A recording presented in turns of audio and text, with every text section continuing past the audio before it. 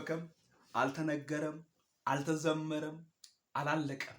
ገና ሙሉ ነው። ይሄ የእግዚአብሔር ቃል ከዘፍጥረት አንስቶ እስከ ራእይ ድረስ ሙሉ ነው።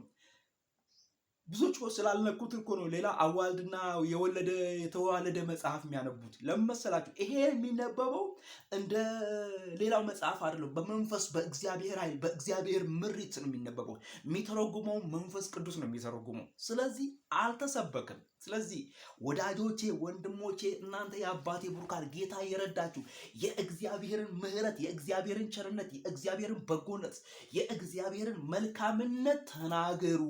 ቀን ያልፋል፣ ጊዜም ያልፋል፣ ይሄዳል። ዛሬ እንደ ነገ አይደለም፣ ትላንትም እንደ ዛሬ አይደለም። ዛሬ ራሱን የቻለ ቀን ነው። ነገ ደግሞ ሌላ ይዞ የሚመጣው በረከት አለ። ስለዚህ በህይወት እስካላችሁ ድረስ ተናገሩ። የእግዚአብሔርን ወንጌል ስታገለግሉ፣ የእግዚአብሔርን ነገር ስትናገሩ እግዚአብሔር እናንተን ነገር ይናገራል። እናንተ የእግዚአብሔርን ቃል ስታገለግሉ እግዚአብሔር እናንተን ቤት ያገለግላል። እግዚአብሔር እናንተን ትዳር፣ እግዚአብሔር የእናንተን በረከት ይሰጣችኋል፣ ያገለግላችኋል። ስለዚህ እግዚአብሔርን አገልግሉ።